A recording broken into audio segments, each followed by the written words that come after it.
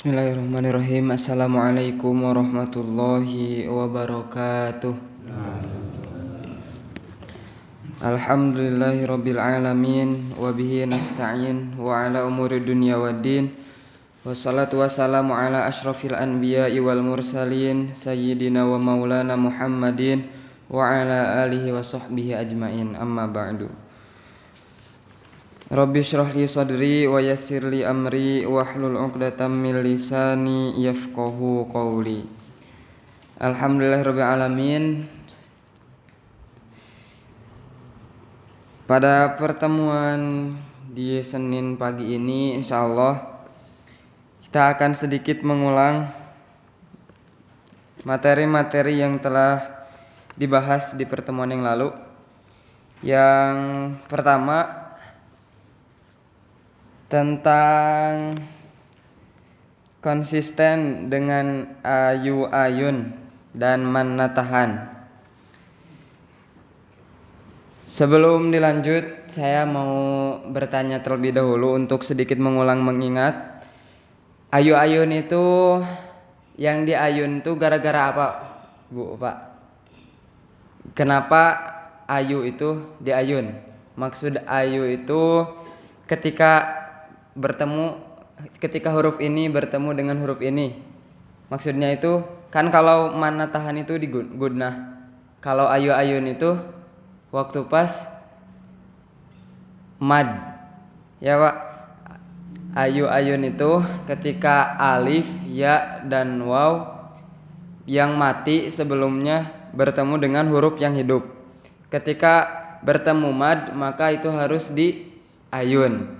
Contohnya dalam ta'awud atau bismillah, a'udzu billahi minasyaitonir rajim. Bismillahirrahmanirrahim. Itu diingat-ingat kalau ayu ayun itu pengaplikasiannya apabila bertemu mad di ayun 2 harokat. Panjangnya 2 harokat, 2 ketukan. Jadi a'u 2 kali, tak. Itu di ayunnya 2 harokat. Coba kita baca bareng-bareng ta'awud dan bismillah. 1, 2, 3. A'udzu billahi minasyaitonir rajim. Bismillahirrahmanirrahim. Nah, jadi pengaplikasiannya seperti itu. Kemudian untuk yang kedua manatahan, yaitu di sini rangkuman tentang hukum gunnah. Gunnah itu artinya ditahan. Kenapa di sini manatahan rangkumannya? Karena huruf gunnah itu ada 2, mim dan nun. Bisa dibedakan kenapa disebut gunnah atau ada yang ditahan, dengung. Karena huruf mim dan nun itu makhrajnya itu ada di rongga hidung, di al-khoisyum. Jadi kalau rongga hidung ditutup, mim dan nun itu gak bakal bisa keluar. Contohnya ada mim bertasdid atau nun bertasdid. Kalau hidungnya ditutup masih nyala, berarti itu belum sempurna gunnahnya. Kalau waktu pas hidungnya ditutup tapi imma atau inna itu enggak keluar, itu berarti sudah sempurna. Contohnya kalau enggak ditutup imma, inna. Kalau ditutup in, jadi ketahan. Soalnya makhrajnya itu ada di rongga hidung, al-khoisyum. Di sini ada disebutkan kalau gunnah itu yang pertama ada nun bertasdid, kemudian nun mati, tanwin, mim bertasdid, dan mim mati bertemu ba. Nun bertasdid itu ya bentuk nun bertasdid itu pasti gunnah. Inna a'toinakal kautsar. Inna itu nun bertasdid.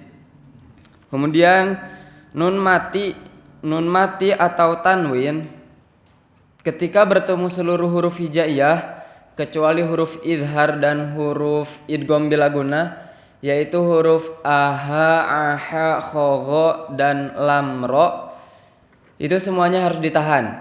Jadi huruf nun mati atau tanwin ini jika bertemu seluruh huruf hijaiyah kecuali huruf idhar dan idgham bila gunnah, semuanya ditahan 2 harakat. Contohnya di surat An-Nas ini ada misyarri. Di surat An-Nas dan surat Al-Falaq misyarri.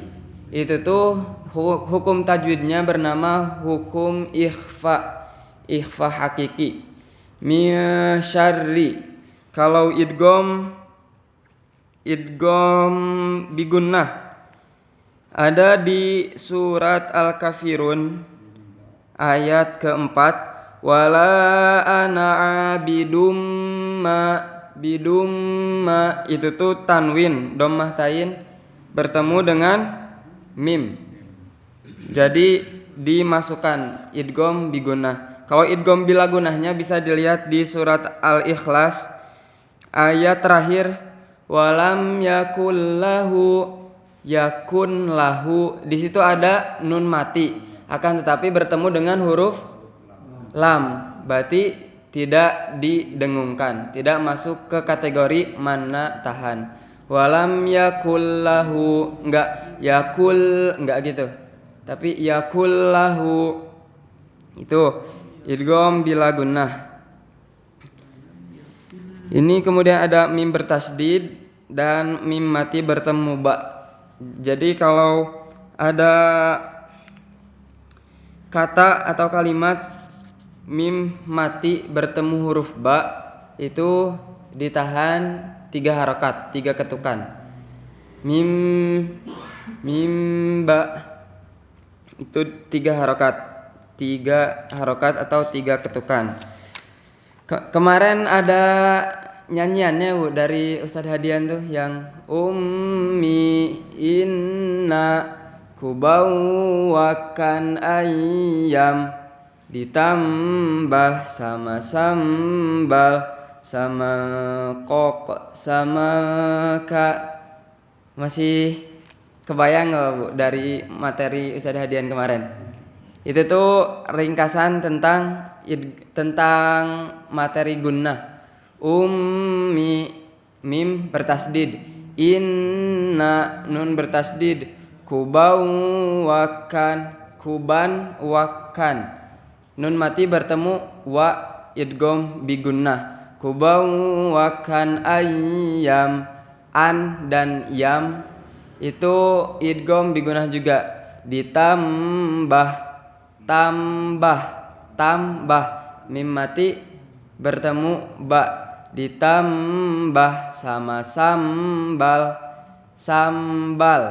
itu ditulisannya itu san dan bal, jadi itu maksudnya iklab. Sambal sama kok nun mati bertemu huruf qaf, masuknya ikhfa hakiki sama kok sama ka, kemudian itu juga ikhfa hakiki. Kemudian selanjutnya materi tentang huruf qalqalah. Jadi di hari ini kita akan melanjutkan materi selanjutnya yaitu tentang huruf qalqalah. Huruf ba, ja, da, to, dan qaf.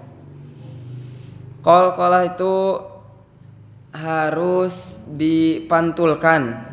Jadi apabila bertemu dipantulkan apabila berhenti.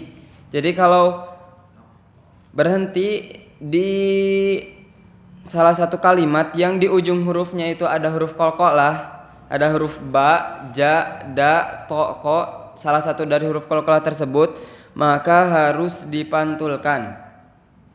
Ab, aj, ad, alfo, ako, semuanya dipantulkan. Jangan dipantulkan kalau bukan di 5 huruf yang ini. Contohnya kayak huruf go, ago, go kan tidak termasuk ba, ja, da, to, ko. Jadi kalau berwakaf dan atau berhenti bukan di 5 huruf ini, jangan dipantulkan. Jangan dipantulkan. Contohnya kalau berhenti di huruf ro, afala ya'lamu idza bu'thira ma fil qubur. Gak ada pantulan kalau di huruf ro. Jangan ada pantulan. Kalau di surat Al-Adiyat ayat yang ke-7, wa innahu ala dzalika lasyahid. Nah, di situ karena ujungnya ada huruf da baru dipantulkan. La syahid, la syadid, itu dipantulkan. Atau di surat Al-Lahab, tabbat yada abi lahabin wa tab, ma aghna anhu maluhu wa ma kasab. Itu qalqalah. Kalau huruf qaf di surat Al-Falaq, qul a'udzu birabbil falaq.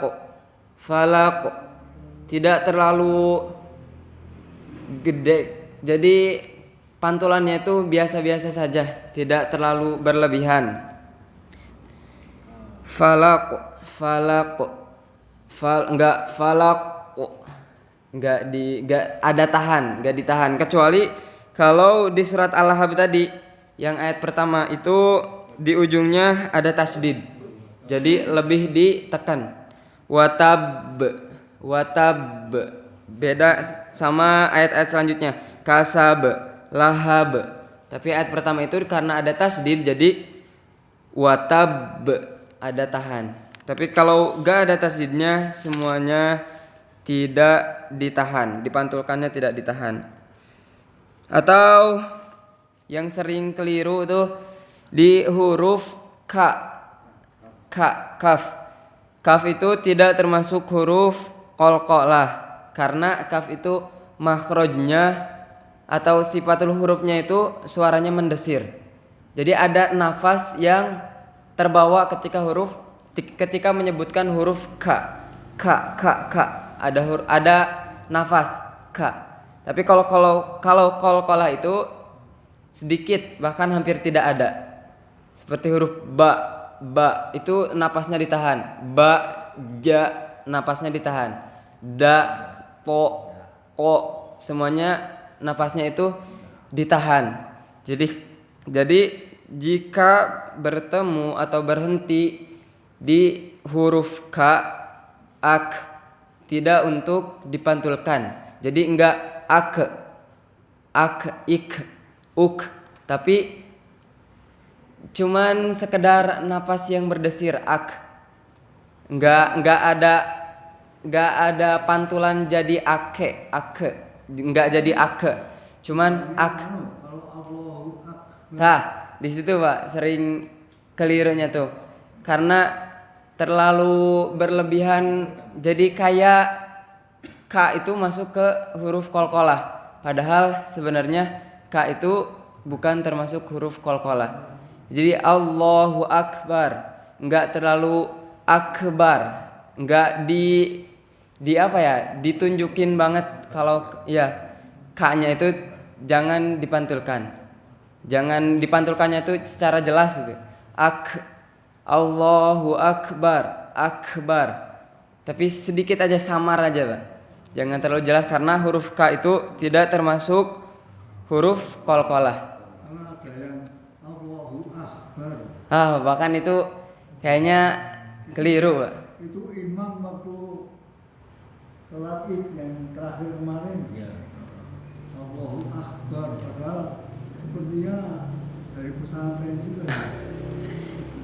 Itu tentang pengucapan juga ada beberapa orang yang kadang sulit di dalam mengucapkan salah satu huruf. Contohnya saya juga kadang kesulitan ketika menyebutkan huruf so.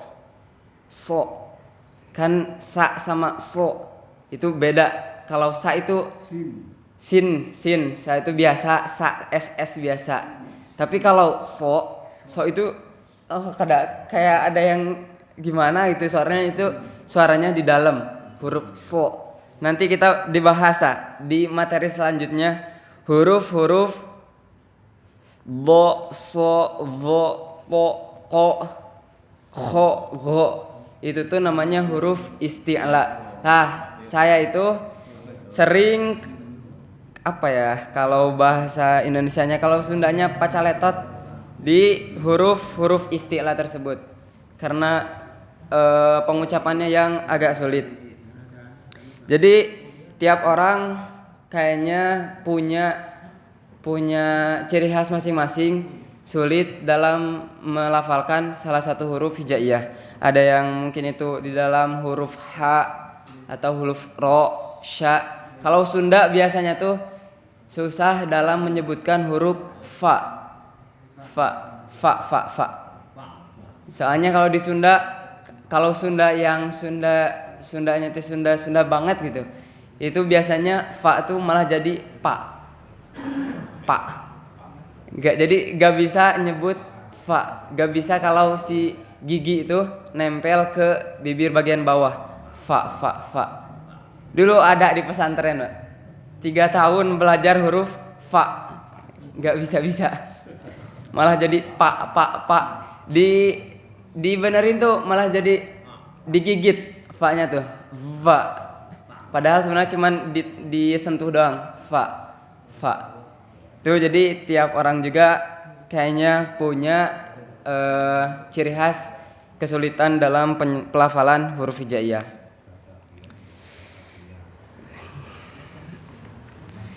Alhamdulillah mungkin untuk pertemuan di pagi hari ini cukup untuk pembahasan huruf qalqalah, huruf ba, ja, da, po, ko. Ini harus digarisbawahi huruf po dan ko itu tuh pelafalannya tebal. Po, auto, ako itu tuh bulat, jadi kedengarannya tuh suaranya tuh bulat, nggak biasa-biasa aja tapi bulat.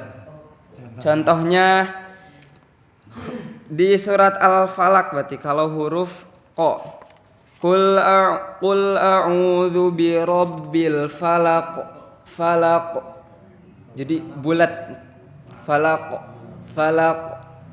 Si qafnya tuh, qaf kan makhrajnya di lak-lakan kalau bahasa Sundanya tuh. Kalau bahasa Indonesianya apa ya? Yang itu Pak, yang ada itu telak itu. Kalau di Sunda namanya lak-lakan. Kalau Indonesianya saya kurang tahu. Itu ko itu ada di situ penyebutannya. Jadi misalnya Qul a'udzu birabbil falaq gitu salah. Tidak enggak salah sih, Pak. Cuman kalau terlalu berlebihan kan yang qalqalahnya ditahan itu cuman kalau ada tasdidnya. Jadi kalau tidak ada tasdidnya cukup dibunyikan tapi tidak terlalu ditahan gitu. Ya. Qul a'udzu birabbil falaq. Tidak falaq. Beda kan? Falaq itu yang biasa, yang seret mengalir gitu. Tapi kalau ditahan jadi falaq. Ada ditahan. Contohnya tuh seperti misalnya tabat yada abi lahabin wa tab. Nah, kalau itu tasdid. Iya. Jadi ditahannya tuh benar-benar ditahan. Tab. Karena ada tasdidnya. Iya.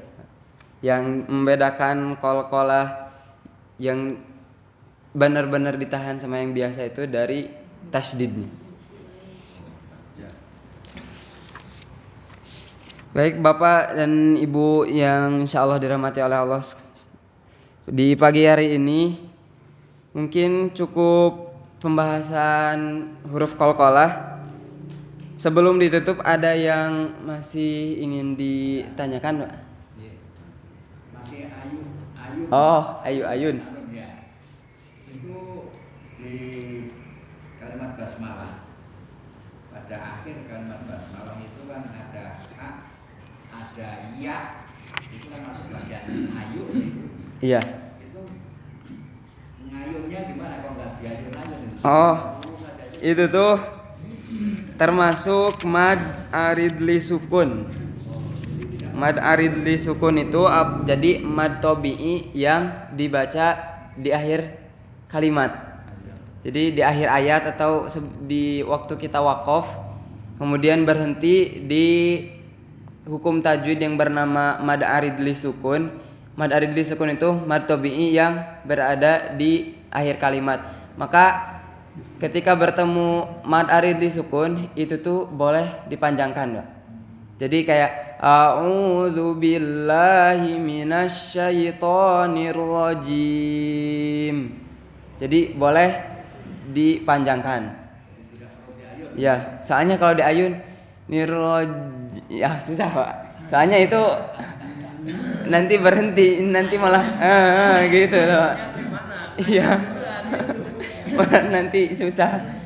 Atau di basmalah juga Bismillahirrahmanirrahim. Boleh dipanjangkan. Suka kemarin juga ada yang nanya, itu katanya kalau mad arid li sukun atau mad yang ada di akhir kalimat itu tuh 2 harokat atau kayak gimana katanya. Soalnya ya bentukannya itu mad tabi'i, tapi dibacanya kenapa katanya kalau imam itu baca ujung-ujung Al-Fatihahnya suka panjang. Alhamdulillahi rabbil alamin Ar-Rahmanir Rahim. Itu tuh tidak harus 2 harokat, bahkan lebih enak 4 harokat atau dipanjangkan ya. Ya, kecuali kalau di ujung ayatnya itu ada madnya itu yang jadi ujungnya itu huruf vokal. Kayak di surat apa ya? Jadi ujungnya itu contohnya madnya yang naik tawwaba. Nah, tawwaba itu kan tulisannya tawwa ada ba yang mad tabi'inya tuh di ujungnya tidak ada huruf nun atau huruf tambahan. Jadi ujungnya huruf vokal huruf A. Nah, kalau kayak gitu kejadiannya kalau itu tuh nanti dibacanya tetap 2 harokat. Enggak dipanjangkan seperti mad arid li sukun. Jangan karena mad tabi'i di akhir kalimat kemudian ada tawwaba itu jadi dibaca tawwaba. Tapi itu tetap 2 harokat karena di akhirnya tidak ada karena di akhirnya itu ujungnya huruf vokal, huruf A, I atau U. Jadi bukan kan kalau yang di Al-Fatihah hurufnya nun, kalau itu boleh dipanjangkan. Tapi kalau huruf vokal di akhirnya itu tetap dibaca 2 harokat. Kalau di bahasa Arab nggak ada vokal E ya? Iya. E nggak ada. Nggak ada. Ada di surat itu di Majrah itu surat Hud. Iya, surat Hud. Surat Hud yang cerita tentang anaknya Nabi Nuh. Itu di situ ada ketika naik kapal itu para penumpang kapal membacanya Bismillahirrahmanirrahim. Padahal di tulisannya majroiha, majro terus ada huruf ya yang mati. Nah, tetapi itu dibaca disamarkan. Jadi samar antara huruf antara huruf A dan I. A dan I jadi E. Majroiha disamarkan jadi majreha, majreha. Ro dan ya roeha. Itu cuma ada satu di Al-Qur'an, cuma ada satu. Pernah kami mendengarkan tuh pada wadduha. Oh itu tuh wadduha itu qiraat. Jadi beda qiraat kan. Kan kalau kita cara bacanya itu mengikuti Imam Hafs bin Asim. Itu tuh imam yang ada beberapa imam qiraat yang bacaannya beda-beda tiap imam. Nah, yang wadduha itu imam siapa ya? Lupa lagi saya, Pak. Tapi imamnya itu beda qiraat sama Imam Asim, Imam Hafs bin Asim yang sering kita pakai. Tapi itu tidak salah, Pak. Enggak salah. Wadduha walaili idza saje itu tuh enggak salah.